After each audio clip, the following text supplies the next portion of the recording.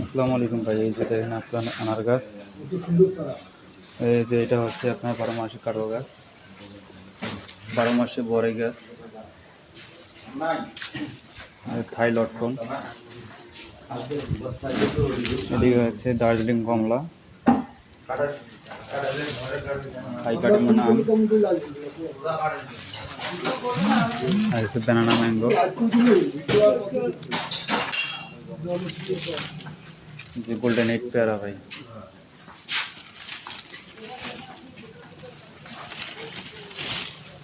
Seedless লেবু, লাল পেয়ারা, Ramnagar Chinese কমলা, এদিকে হচ্ছে ভিয়েতনামি মালটা ভাই। টোটালি 12টা চারা আছে।